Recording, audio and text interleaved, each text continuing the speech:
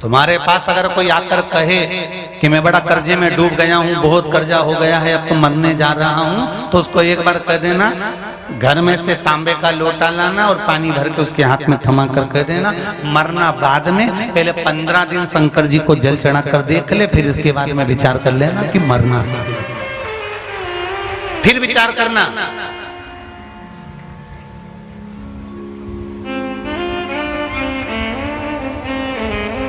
पहले तू शिव जी के पास जा, उसके बाद विचार करा जाएगा कि मरना है कि नहीं मरना।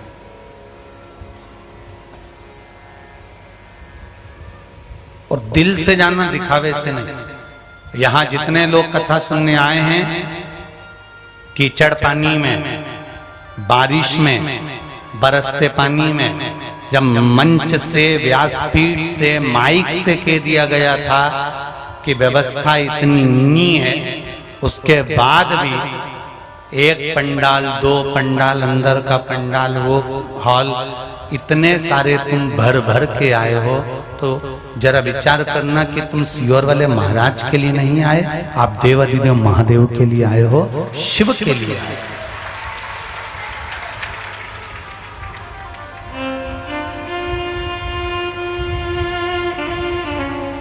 शंकर के लिए आए या किसी दूसरे के लिए नहीं आए।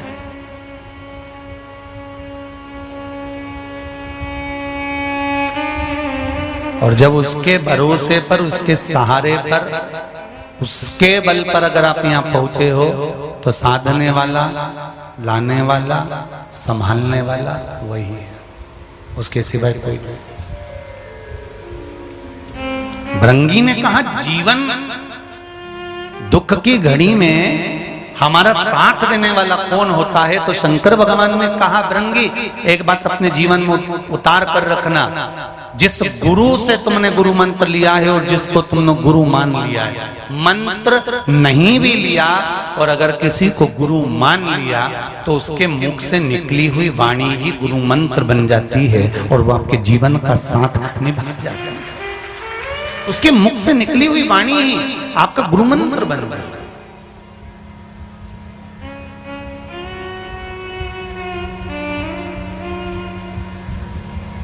देखिए,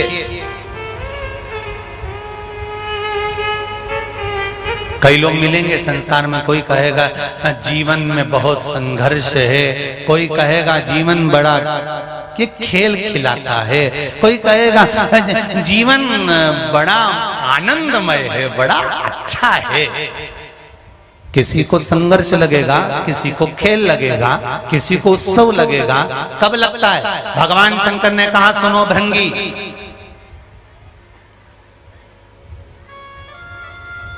जब तक कोई सतगुरु नहीं मिलता तब तक सारा जीवन संघर्ष में ही निकलता है। काय में निकलता है? बोलो जम के जरा।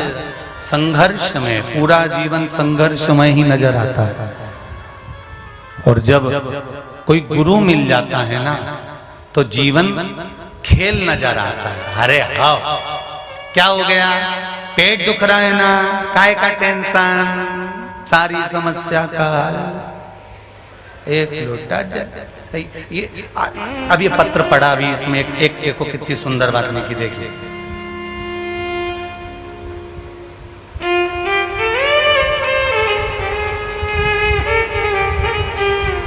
ओम प्रकाश जी कर्मा खरगोन से हैं, कहीं बैठे हैं आप ही हैं?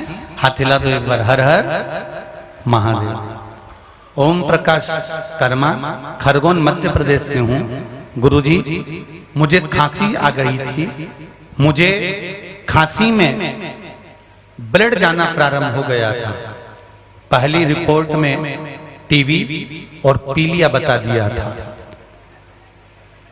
मेरी पत्नी ने बोला कि सीहोर वाले गुरुजी की शिव पुराण कथा सुनो, उसमें एक उपाय बताया है। बिलपत्र, पीपल, आंवला, 2 चावल के दाने और 1 लोटा जल वाला वो चढ़ाना चालू करो।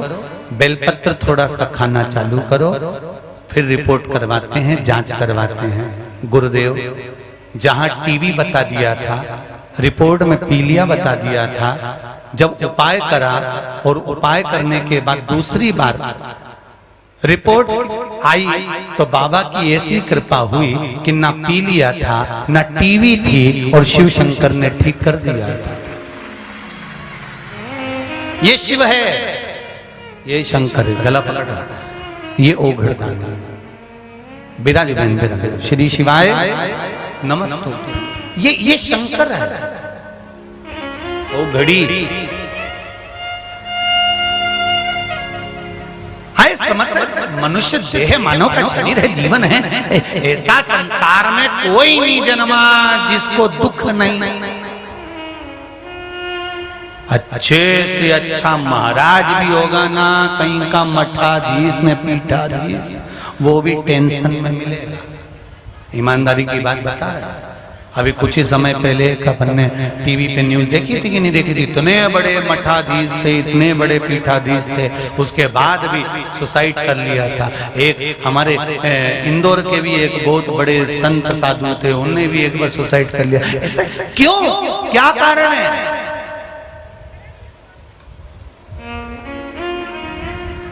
कितना कितना संसार में जन्म लिया है तो ये समस्याएं, टेंशन तो आता रहेगा। पर टेंशन का एक ही मेंशन है, श्री शिवाय नमस्तुभ्यम। ये टेंशन का मेंशन है।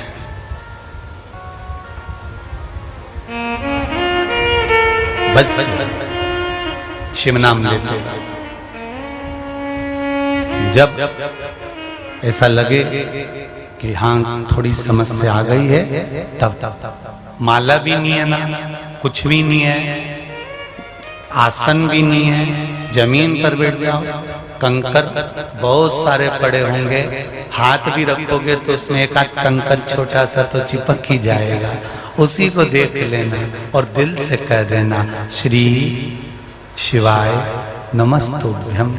बहुत चिंता है बाबा। हम ये भी नहीं कहते कि तुम सियो रहा, तो अपने घर पर बैठकर कथा सुनो। जिस दिन तुम्हारी मनोकामना मेरा कुबेर भंडारी पूरी कर दे, तब कुबेरेश्वर धाम जरूर आओ। मना नहीं है, मना नहीं करेंगे,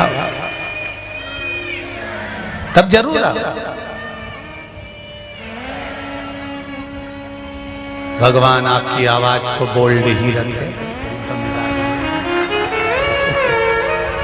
शिव शिव बहुत बहुत कहते हैं ना, शंकर के भक्त सब पगले होते हैं, नजर आते हैं। और इसी को भक्त कहते हैं। उनको किसी से कोई मतलब नहीं होता कि कौन हमको क्या कहेगा। वो तो चिल्ला दी तो चिल्ला दी, उसका तो मन अलमस्त है, उसे कोई मतलब नहीं संसार में। क्या किसको रोइए, चादर तान के सोइए। आग लगे बस्ती में, अपन रहो मस्ती में, अपने कहीं करना जो होगा। चित चित आनंद।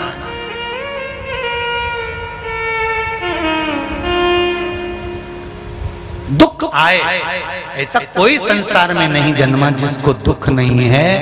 दुख सबको आता है और जाता रहता है, पर जो शंकर की उपासना में लगा रहता है, शिव की भक्ति में जो डूबा रहता है, दुख कब आकर छू कर चले जाएगा मालूम नहीं पड़ेगा। फिर तुम्हें लगेगा कि वापिस मेरे श्रेष्ठ दिन प्रारंभ हो गए। वो श्रेष्ठ दिन प्रारंभ करने वाला कोई दूसरा नहीं, देवाधिदेव महादेव ही होगा।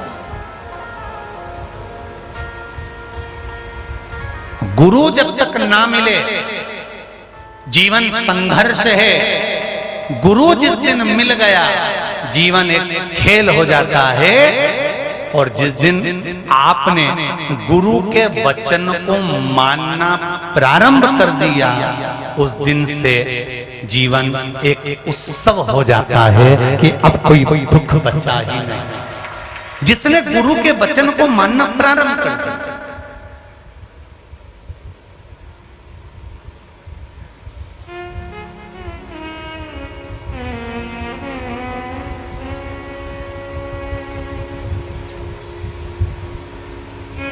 अगर गुरु माना है तो गुरु के वचन को मानना पड़ेगा। ये नहीं कि गुरु जी अलग से कुछ बताएंगे, आपको ये अलग से कुछ कहेंगे।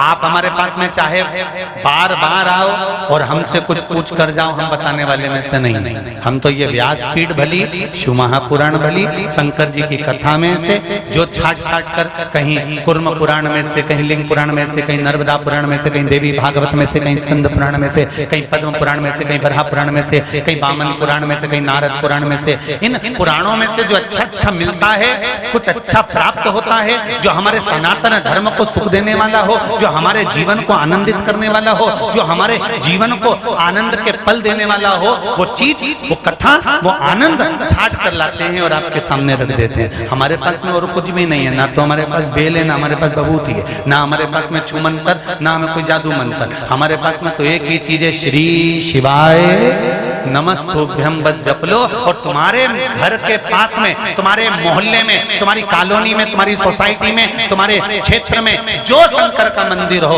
वहां पर जाना चालू कर दो। बस इससे ज्यादा कुछ नहीं है। तुम जाओ तो सही, वो सब दुख तुम्हारे काट देगा। तुम जाओ तो।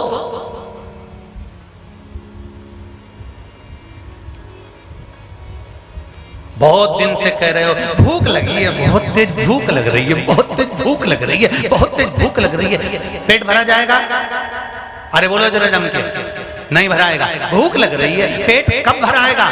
जब तुम किसी से मत कहो कि भूख लग रही है। अगर भूख लग रही है तो अंदर जाओ, रसोई घर में जाओ और टिफिन खोलो, डब्बा खोलो, उसमें से रोटी निकालो, अगर सब्जी नहीं होता अचार में लगा लो और रोल बनाकर, पुंगा बनाकर, गुट्टा बनाकर निपटा लो।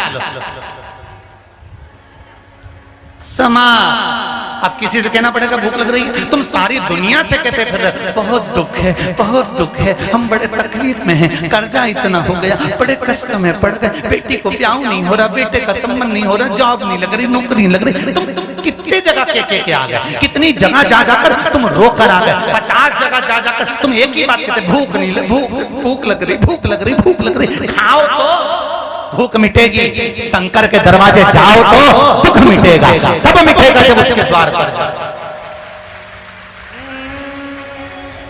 कहने से नहीं होगा। भूख लग रही, भूख लग रही, भूख लग रही, बड़े दुखी है, भगवान ने सारा दुख हमको ही दे दिया, रो रो के क्या होगा। जबरदस्ती का फैशन खराब करो, काय करो, तुम तो सुरमा लगा और पेंसिल से लाइन खींच के डब्बा भरा, ऊपर से नीली नीचे से पीली, जोरदार। काय को रोए? रोए हमारा दुश्मन। और तुम तो बढ़िया छोटी मोटी खजूर वाली करके एक लोटा पानी और ये कागज पे लिखा, बस इतना सा काम है। बस उसके बाद में अपन को नहीं कहना कि मेरे को बहुत दुख है, भूख लगी, भूख लगी, भूख लगी, भूख लगी। नहीं, डब्बा खोलो, भोजन करो। अपने डरने की बात नहीं है। किसी के यहाँ भी मेहमानी में जाओ, भूख लग रही हो, कहीं मत शर्म करने की जरूरत नहीं है। नहीं तो वो बिस्कुट लाके रखे, ट्रे में सामान लाके रखे, लड्डू लाके रखे और तुम पल्लू मल्लू लेने आराम से बैठी धीरे धीरे। अब भूख तो बहुत तेज लग रही पर खा सकती नहीं, क्योंकि अच्छा नहीं लगे। अपन रिश्तेदारी में आए, एकदम निपटा जाएंगे तो लोग अपन को हपसन कहेंगे। तो अपन अगर कोई अपने को हफ्सी के हफ्सन के अच्छा लगे तो बड़ी सावधानी रखना पड़ती है। सावधानी वावधानी नहीं रखना। बच्चे जैसे होते हैं ना, देखा तुमने, जैसे बच्चे तो चुप बैठते ही नहीं, मम्मी इधर से डांट रही, आंटी अंदर गई और इसने रसगुल्ला अंटा ऊपर से। इसको कोई मतलब नहीं, बच्चा बच्चा वो तो उसको भूख लगी तो खाएगा, वो शर्मा ही नहीं। तो तुम भी क्या का टेंशन लो।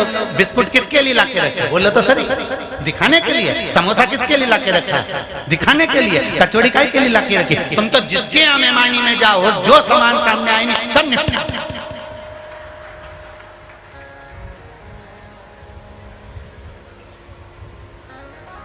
हपसनी कहेगा, हपसी कहेगा, भूखा कहेगा, कह दे। पेट में अन्न जाएगा तब भूख समाप्त होगी, मुख से श्री शिवाय निकल कर अंदर जाएगा तब दुख समाप्त होगा, ये निश्चित है। भूख की समाप्ति अन्न खाने से होती है और दुख की समाप्ति शिव महापुराण की कथा गाने से होती है। ये दुख जब समाप्त होगा जब शंकर का भजन करोगे, स्मरण करोगे, कीर्तन करोगे, मंत्र जाप। भूख लगी, भूख लगी, भूख लगी, निकालो डब्बा, निकालो डब्बा। खुद को निकालना पड़ेगा। जब ज्यादा भूख लगे तो ट्रेन में इंतजाम मत करो कि बगल वाली सीट पे हमारी काकी जी सो रही, ने ऊपर जगदम्बा सो रही और भेरू नीचे, और भेरू तो भूख से बिलबिला रहा क्योंकि पूरी थैली नीचे ट्रेन के सीट के नीचे डब्बा बंदा बंदा आया रखा। उसको मालूम है इसमें मिक्सचर भी रखा है, टॉफी भी रखी, सामान भी रखा है, रोटी भी रखी, पराठा भी रखा, मठरी भी रखी, सब लाई सियोर आई था।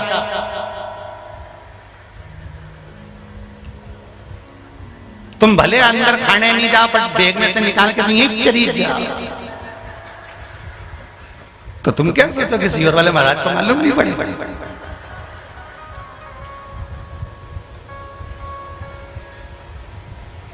अरे अब सबको मालूम है कि सीट के नीचे सामान है, पर भूख लग रही है, खाने का मन भी कर रहा है, पर खाऊं कैसे?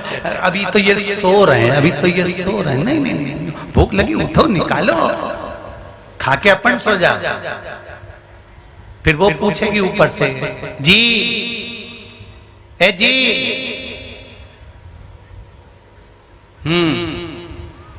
भूख नहीं लग रही क्या? फिर तुम कह देना मैं तो निपटा गया,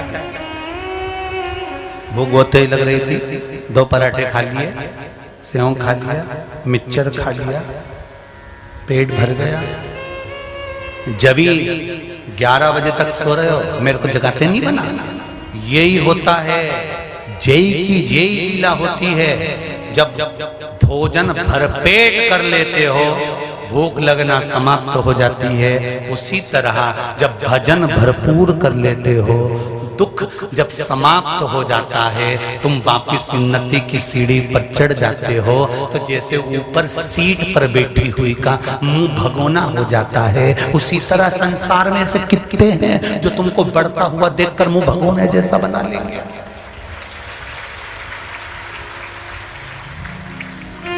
ना जाने कितने हैं। जब तक गुरु नहीं मिलता जीवन संघर्ष है, और जब गुरु मिल जाता है तो जीवन खेल बन जाता है, खेल खेल में जीवन निकल जाता है। कोरोना महामारी से लेकर 2019 से लेकर 2022 चल रहा है। इससे पहले का जीवन देखना, और ये 2-3 साल 19, 20, 21 और ये 22, ये 4 साल का जीवन देखना। दुख आता भी है ना तो तुमको ऐसा लगता है मैं शंकर जी के मंदिर जाऊंगी, कट जाएगा। जीवन खेल हो गया।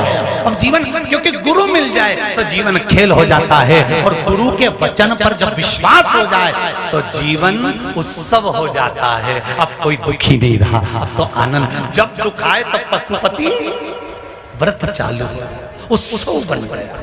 अब तो रोज हर सोमवार तुम्हारे दरवाजे पर दिया और शंकर जी के मंदिर पर दिया। पहले तो दिवाली पे लगता था, अब रोज का उत्सव हो रहा है। क्यों? क्योंकि शंकर तुम्हारे भीतर प्रकट हो गया है, शिव तुम्हारे यहाँ। तो रोज की दिवाली, प्रतिदिन की दिवाली।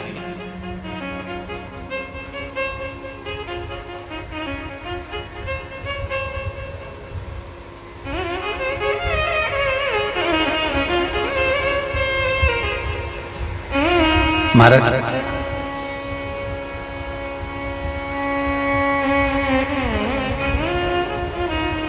दूसरे में अवगुण देखने से पहले हमें अपने में अवगुण देखना पड़ेगा।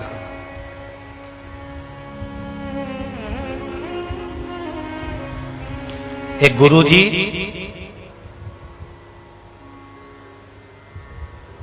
एक चेले पर बड़े प्रसन्न हुए।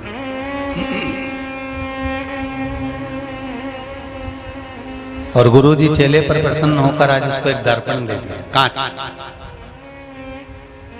दर्पण देकर गुरुजी ने कहा, बेटा सुनो, इस दर्पण को जिसको दिखाओगे वो व्यक्ति का चेहरा इस दर्पण में आएगा तो उसके अंदर कितना छल है, कितना कपट है, कितनी बेईमानी है, कितना प्रपंच है, दर्पण में तुम्हें दिख जाएगा।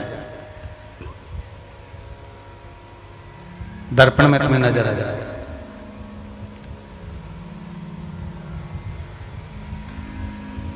ठीक है। गुरुजी ने दर्पण दिया चेले को, चेले ने सबसे पहला दर्पण गुरुजी को ही दिखा दिया कि गुरुजी में कितना पाप भरा है, कितना छल भरा है, कितना कपट भरा है, कितनी बेईमानी, कितना छल भरा है। देखिए, जब दर्पण गुरुजी को दिखाया तो इसमें देखा, बताओ गुरुजी तो झूठ भी बोलते हैं, कपट भी करते हैं, बेईमानी भी करते हैं, छल भी करते हैं।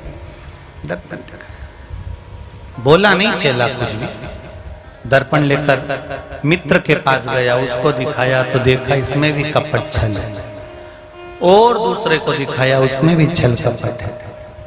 दर्पण लेकर घर चले गया, अपनी पिता और माता को दर्पण दिखाया तो देखा कि इनके अंदर भी छल कपट है। दर्पण लेकर गुरुजी के पास वापस गया, गुरुदेव जो दर्पण आपने दिया था वो दर्पण में जिसको दिखाता हूं उसमें छल कपट नजर आता है, समझ में नहीं आता, संसार इतना बुरा है। गुरुजी ने कहा, मैंने जो दर्पण दिया था तुझे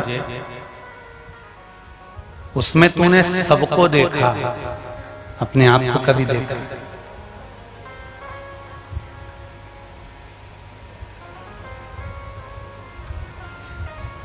उस दर्पण में सबको देखा तूने, कभी अपने आप को देखा?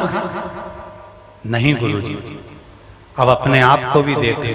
दर्पण उसने जब अपनी ओर मुख कर कर देखा तो उसके भीतर जो छल था, वो बेईमानी, वो प्रपंच, वो कपट, वो झूठ इतना भरा हुआ था। गुरुजी के चरणों में पड़ गया, गुरुदेव मैं दूसरे को दर्पण दिखा रहा था और देख रहा था कि ये कितना बेईमान है, कितना छली है, कितना कपटी है, कितना झूठ बोलने वाला है। सही मायने में गुरुजी ने कहा, दर्पण सत्य कहता है, ये बेईमानी, ये झूठ, ये प्रपंच, ये छल, ये कपट जब हमारे भीतर भरा होता है तो सामने वाला व्यक्ति भी झूठा, प्रपंची, कपटी और बेईमान ही नजर आता है। भीतर से जब साफ हो जाता है तो सामने वाला व्यक्ति भी साफ नजर आता है, उसमें फिर कपट नहीं दिखता, उसमें फिर बेईमानी नजर नहीं।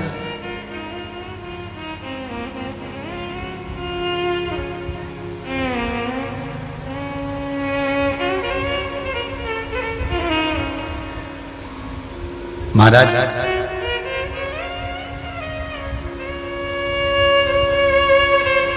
छली को छली नजर आएगा, कपटी को कपटी नजर आएगा, बेईमान को बेईमान नजर आएगा। गुरु की शरणागति प्राप्त होने के बाद हमारे नेत्र पर एक चश्मा ऐसा लग जाता है जिस चश्मे से हमें कुछ गलत नजर नहीं आएगा।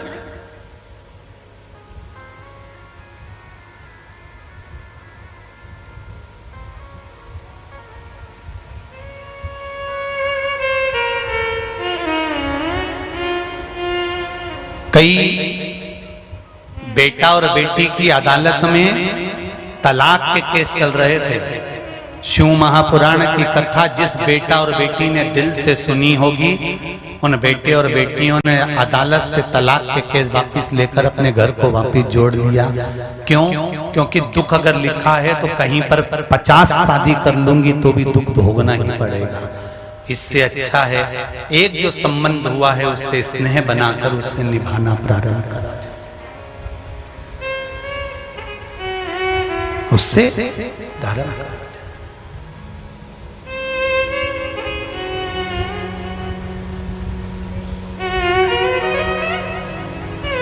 हम कई लोगों से मिलते हैं तो कई लोग कहते बड़ा बेकार जमाना चल रहा है, बड़ा बेकार जमाना चल रहा है, बड़ा बेकार जमाना चल रहा है। जमाने का रोना तब तक रोते रहोगे, बेकार चल रहा है। अच्छा था ही कब? सतयुग अच्छा था? अरे बोलो तो जम के जरा। अगर सतयुग अच्छा था तो वहां पर हिरण्यकश्यप, हिरण्याक्ष इतने भारी भारी राक्षस उत्पन्न हुए तो काय का अच्छा था?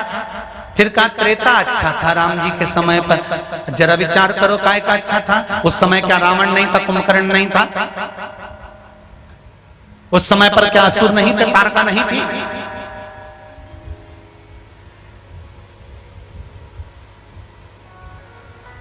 उस समय पर क्या शूर्पणखा नहीं थी? फिर कहा द्वापर बड़ा अच्छा था भगवान कृष्ण के समय का। अभी जमाना बेकार। क्या भगवान कृष्ण के समय पर कंस नहीं था, पूतना नहीं थी, तृणावत, अगासुर, बकासुर? जरा विचार तो करो। जिसने दूध पिलाया मौसी बनकर, वो विष पिला रही थी।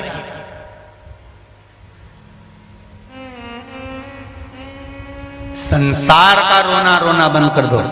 संसार बड़ा बेकार हो गया, संसार बड़ा बेकार है, जमाना बड़ा खराब है। अरे तो जमाने में कौन ने कहा खराबी देखो? तुम तो हर एक में अच्छाई देखना प्रारंभ करो। जो तुम्हारे दरवाजे पर आए, वाह वाह साहब, कितनी अच्छी बात है।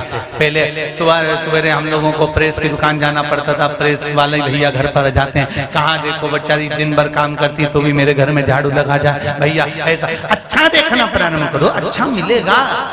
गुरु करता क्या है? गुरु का एक ही काम है, अच्छाई देखने की दृष्टि आपको दे देता है कि इससे अच्छा देखो।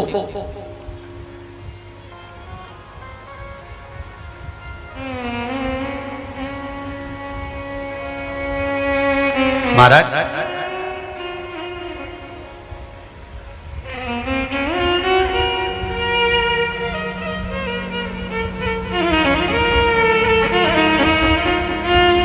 एक बार रामकृष्ण परमहंस जी ने स्वामी विवेकानंद जी को बुलाया। उस समय पर स्वामी विवेकानंद जी का वर्चस्व संपूर्ण ब्रह्मांड पर फैला हुआ, संपूर्ण विश्व। रामकृष्ण परमहंस जी ने अपने शिष्य स्वामी विवेकानंद को बुलाया। नरेंद्र, हे नरेंद्र, स्वामी जी को बहुत तकलीफ हो रही थी बोलने में, क्योंकि बड़ी बीमारी हो गई थी, कैंसर जैसा रोग।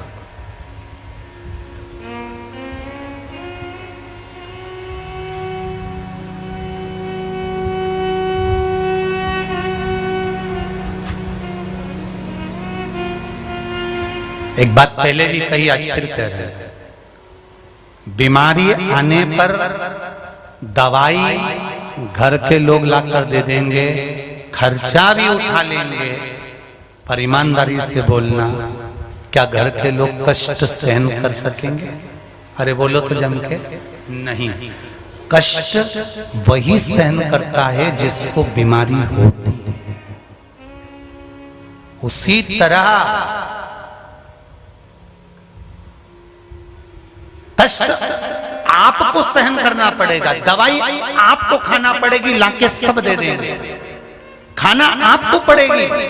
उसी तरह अगर मृत्यु लोक में आए हो तो दुख अपने को झेलना पड़ेगा, आपको हमको झेलना पड़ेगा। गोली हम खाएंगे तो हम ठीक होंगे। शंकर भगवान के मंदिर जाकर एक लोटा जल जब हम चढ़ाएंगे या भगवान का भजन करेंगे, श्री शिवाय नमस्तुभ्यम कहेंगे, तो वो दवाई जब हम खाएंगे तो हमारा दुख हम स्वयं मिटाएंगे। कष्ट हमको भोगना है, किसी दूसरे को नहीं, कोई दूसरा नहीं भोगेगा। नरेंद्र, ए नरेंद्र, नरेंद्र दौड़ कर आए, स्वामी विवेकानंद दौड़ कर आए। और स्वामी विवेकानंद जी का बचपन का नाम नरेंद्र था। और दौड़ कर आए, और दौड़ कर आते से गुरु जी के चरणों को प्रणाम करा, नमन करा। नरेंद्र, तुझे याद है तू छोटा सा था? हाँ गुरु जी, मालूम है तेरे को? 4 दिन तक तू भूखा रहता था, भोजन नहीं मिलता था तेरे को, घर में तेरे तकलीफ थी, तू भोजन छोड़कर आता था, मालूम है तेरे को? हाँ गुरुजी। क्यों छोड़कर आता था मालूम है तेरे को? हाँ गुरुजी। नरेंद्र कहते हैं गुरुदेव, मैं घर में माँ को कहकर आता था कि आज मेरा पेट भरा है, इसलिए क्योंकि मेरी माँ मेरे छोटे भाई को भरपेट भोजन करा दे, भले में भूखा रह जाऊं। से स्वामी विवेकानंद का जीवन था। ये स्वामी विवेकानंद का जीवन। नरेंद्र, जब तू आता था तो मैं तेरे से कहता था ले भूख लगी होगी, लड्डू निकाल ले खा ले। हाँ गुरुजी, पर एक बात बताओ ना गुरुजी कि एक बात समझ में नहीं आती। मुझे तो लगता है कि आप अंतर्यामी हो। रामकृष्ण परमहंस जी ने कहा अंतर्यामी का मतलब समझता है? स्वामी विवेकानंद जी मुस्कुरा कर कहते हैं हाँ, आप मेरे अंतर की बात, आत्मा की बात को जान जाते थे, इसलिए आप अंतर्यामी हो। रामकृष्ण परमहंस जी ने कहा नहीं, जब गुरु अपने शिष्य को गुरु मंत्र देता है ना, तो गुरु केवल मंत्र नहीं देता, उसके कान के माध्यम से गुरु उसके हृदय में जाकर बैठ जाता है और शिष्य को तकलीफ क्या होती है गुरु समझकर उसका निवारण बैठे बैठे ही कर देता है। ये गुरु होता है।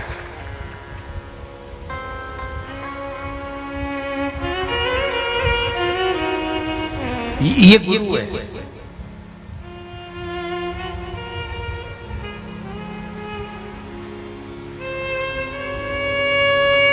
कितना विचित्र चेला होगा और कितना विचित्र गुरु होगा। शरीर में इतना भारी रोग श्री रामकृष्ण परमहंस जी को, और स्वामी विवेकानंद जी कर रहे हैं, शिष्य कर रहे हैं, नरेंद्र कर रहे हैं, स्वामी विवेकानंद जी कर रहे हैं। गुरुदेव, एक बार शारदा माता से जब तुम एकांत में बैठते हो, जगदम्बा आपसे बात करने के लिए, शारदा आपसे बात करने के लिए आती है, देवी आपसे बात करने के लिए आती है, गुरुदेव तब आप माता देवी से क्यों नहीं कहते थे कि मेरा कैंसर समाप्त कर दो, रोग मिटा दो?